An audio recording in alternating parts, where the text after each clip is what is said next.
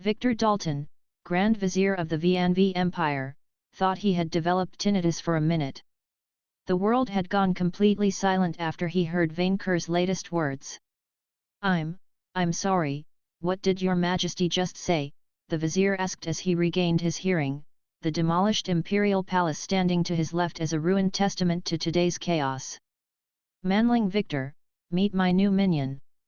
The dragon patted the Tarrasque's carapace, as the glowing, giant monster feasted on sea serpents. After the battle, Goblina had wisely ordered all the dead lesser leviathans piled up next to the imperial palace, before the two giant creatures could turn their hunger on the citizens. Even now, Goblin and ONI guards kept all but throwing food at the reptiles. "It shall breed with my dodos, to father a new generation of emergency rations." Yet, Victor still didn't understand. Or rather, he didn't want to understand. How the happyland did Vainqueur even manage to tame that thing? "Sir, it's a Tarrasque." "Yes, minion, you have a gift for stating the obvious. Gorinek thinks that it is cute." Victor's mount said, having been granted fish of his own. The Tarrasque looked at the creature's three heads, letting out a moan of happiness while the Zime wagged its tail in response. "Gorinek has a friend." "Your Majesty, these monsters are said to eat entire countries." Victor protested. "Where will we find the meat needed to sustain it?" Also, the Tarrasque glowed green now. "Nothing suspicious there." "Minion, you do not see as far as I do," Vainqueur replied. "This creature can regenerate from anything." "Anything? So we will rip out its entrails, feed them to cattle, and then my new servant shall feast on the cows. The perfect solution to dragon world hunger. How are we even going to transport this thing around? It's too big to fit in a portal." "Minion, simply mark it with your summoning perk and stop spoiling my good mood with unimportant details," Vainqueur dismissed his concerns cheerfully. "For today is a great day. That vexing fairy Magmel is, at long last, dead." True, and Victor had a new scythe to show for it, but the problem of the Tarrasque remained. The vizier thought about it, figuring out that he could mark the beast with Black Horseman while summoning Gorinek with Zime Rider. The Chaos Rider imagined himself mounting the Tarrasque, a creature greater than even Vainqueur, becoming an almighty lord of destruction that would make Sabler blush. Oh, his vision went white for a second. Oh, on second thought, maybe he could get used to this new monster.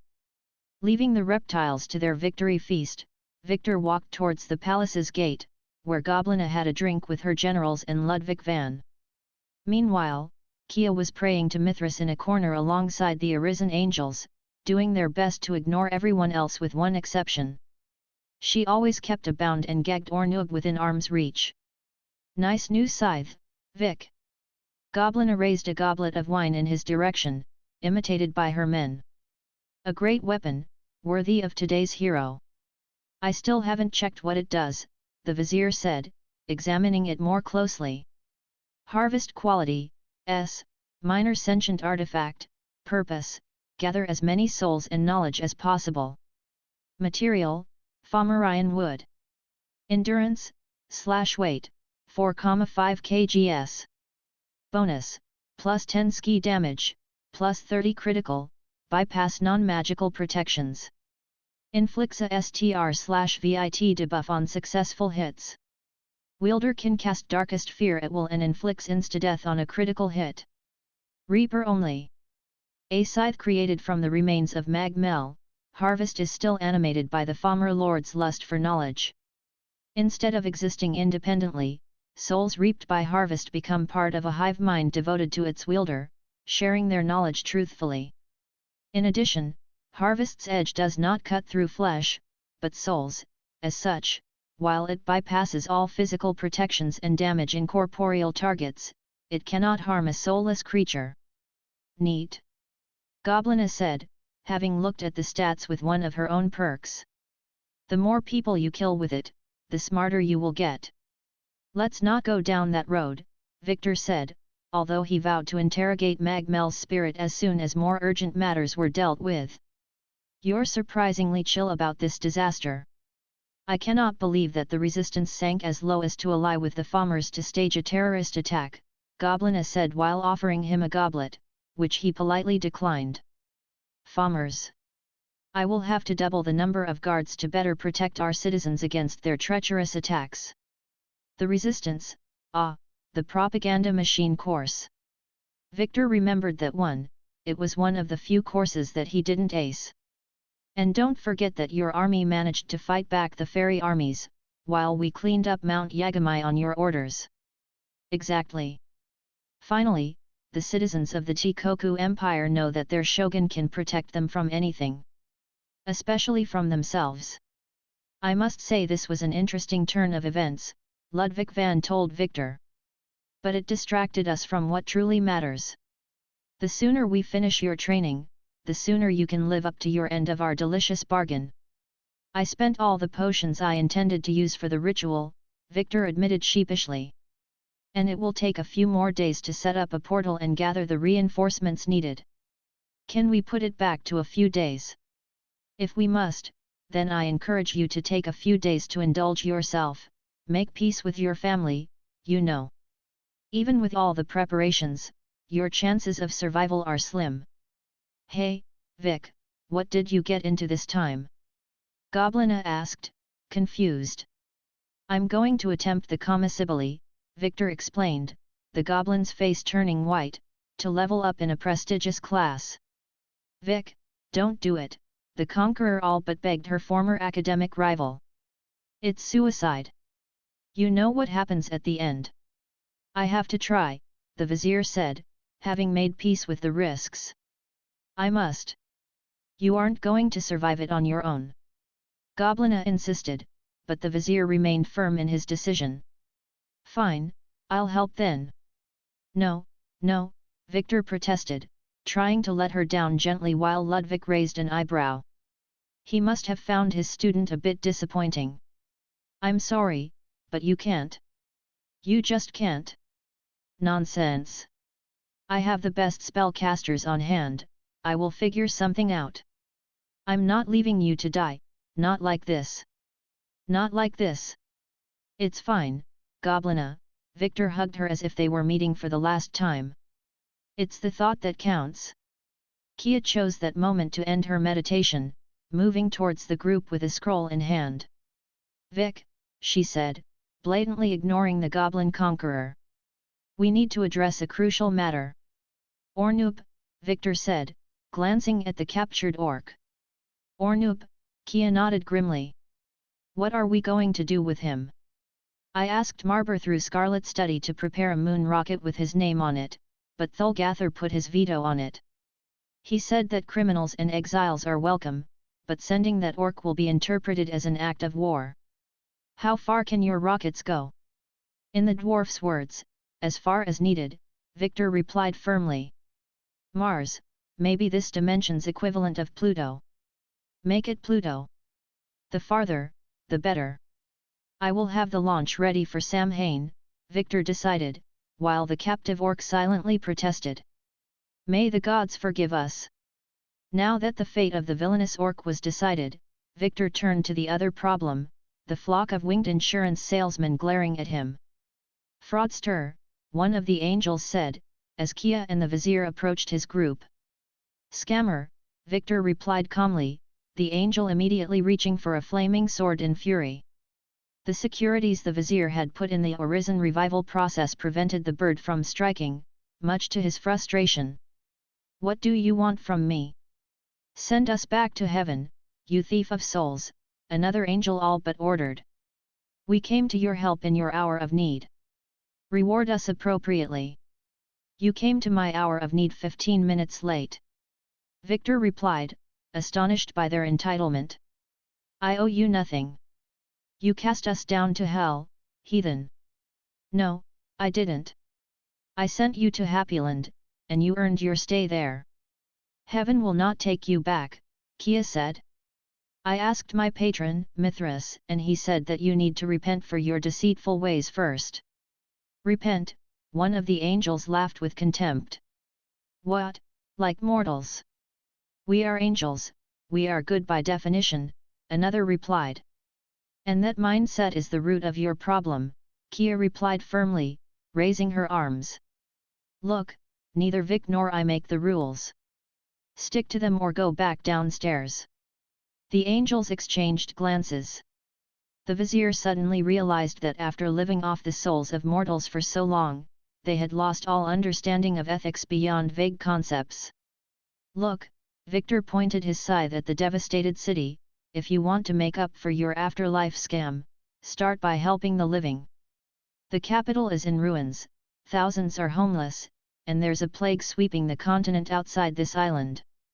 If you aren't all talk, then act now. The flock grumbled, but saw the wisdom in his words and took flight, to help rebuild. It's not going to help, Kia pointed out once they were out of earshot. They still haven't admitted that they did anything wrong. Shouldn't good actions matter, even if the intent behind is selfish? Victor asked, more for himself than the angels. The paladin shrugged her shoulders, having no answer to this. What about your drinking problem? Can you celebrate Magmel's death with us? Mithras told me that he couldn't lift another deity's curse, but that he would try to talk to Seng, Kia said, her neutral face slowly turning into a gloomy expression.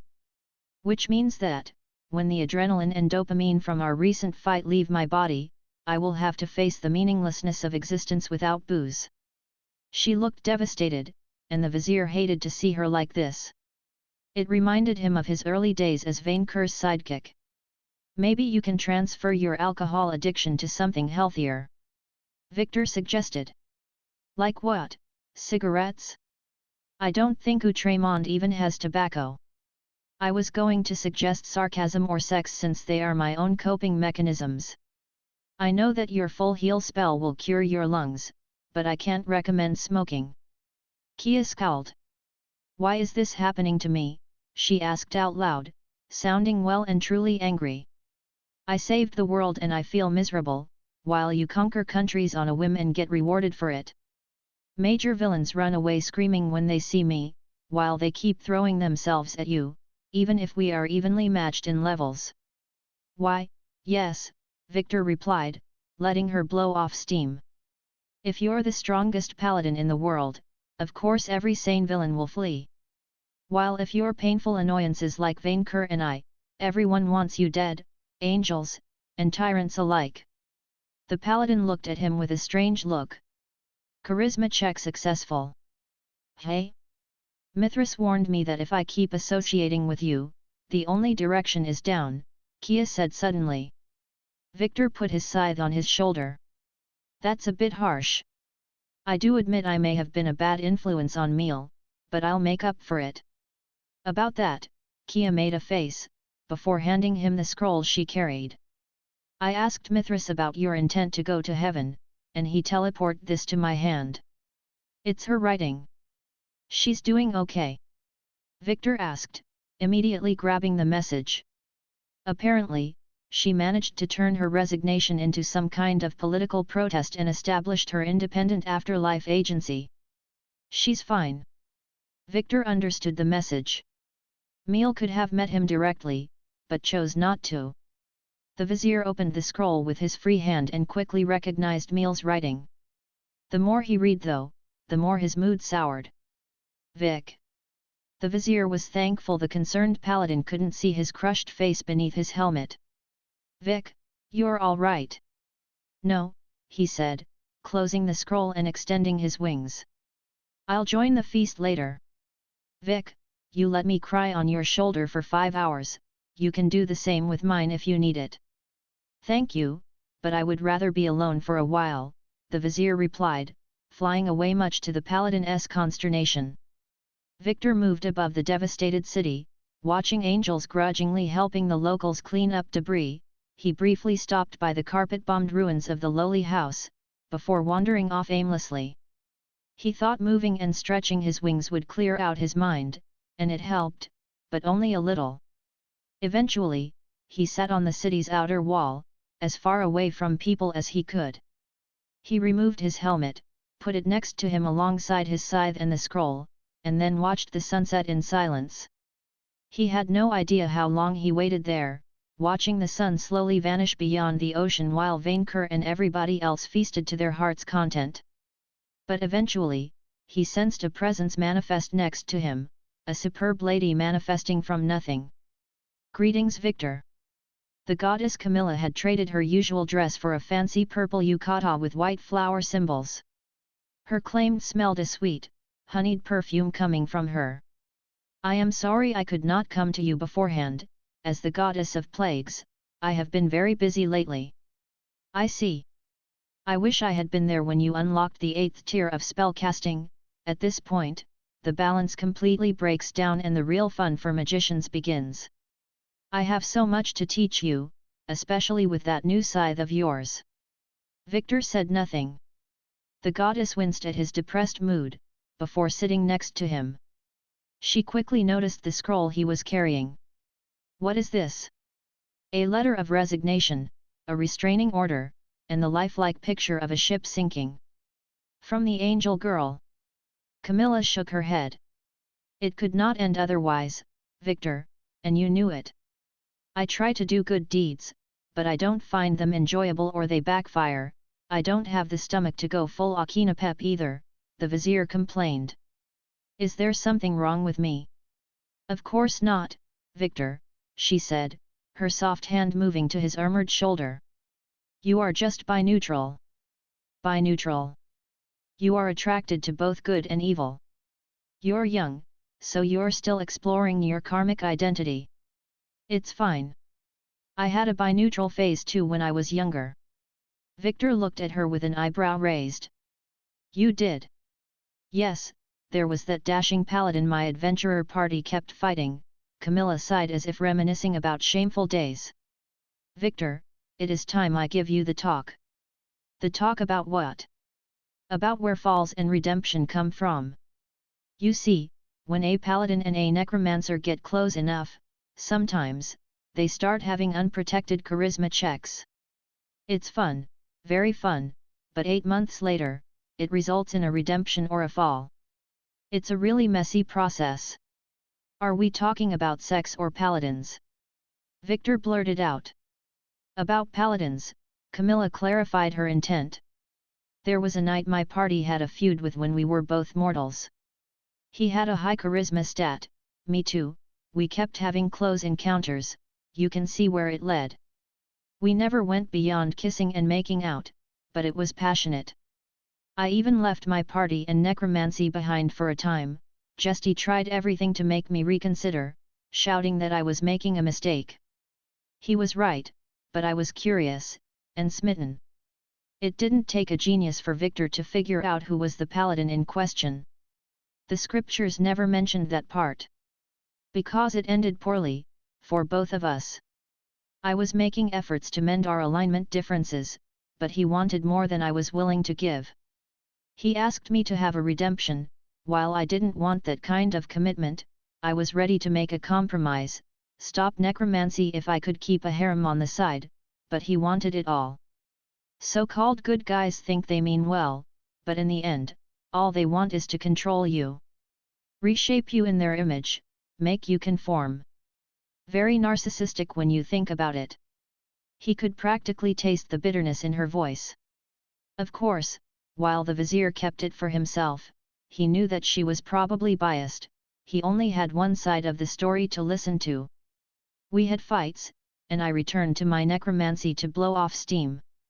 Eventually, he tried to lock me up after I woke up an ancient Cyclops lich to get his wand of mass destruction. I felt so betrayed, that I invented vampirism to spit on that son my white knight loved so much. Nasty breakup, I hope that you never experience one like it. But you know who stood by me when the dust settled? My party. They always had my back, even after I blew them off." Victor thought about Vainqueur, Jules, and the other people who had stuck with him one disaster after another. Camilla must have read his mind. "Karma, lovers and paladins come and go, Victor, but friends like your dragon? They remain. Is that the moral of the story?" "No, the moral is, do not have unprotected charisma checks with Kia Bekil. Use protection from good, maybe protection from order if you feel paranoid. The vizier felt a strong urge to face palm. Okay, but it doesn't apply to my situation. Meal was a friend that I did manipulate for my personal gain. Which fits my point, Camilla replied. Friends are special people that you must always treat with respect, because they will stand by you when you make a mistake. Everyone else is expendable, but you must never take a friendship for granted. Do not abuse their trust or goodwill, lest they run out of it. Now, why did you want to get into that dreary heaven? Because I liked Meal, that I thought that she was bi-neutral too and that I could get into a good afterlife by paying for it. As he spoke, he suddenly understood the hidden question. No, he hadn't tried to get to heaven on merit, his own scam proved it. Neither did the good, unforeseen consequences of his own fraud make up for the selfish intent behind it. While it hurt, Meal was within her right to ghost him. She had genuinely tried to help him, and he repaid her trust with lies because deep down he had been unwilling to fully commit to her program. Camilla was right, if he had respected Meal he should have been honest with her from day one. Maybe he should start with being honest with himself. Accept that he had made bad choices and live with the consequences. I'm fine with a balanced life, Victor realized. I'm fine with not living up to heaven's standards nor going all the way down like Goblina did, I should just do what I feel is right and makes me happy. Exactly, and there is nothing wrong with being neither an angel nor a fiend, Camilla gave him a supportive nod. You can be both. I'm bi-neutral and proud of it, the vizier declared. And who cares if I can't get into heaven anymore? I'm still going to get that fiendish rake class. And I would be very glad to help with that, his patron goddess said.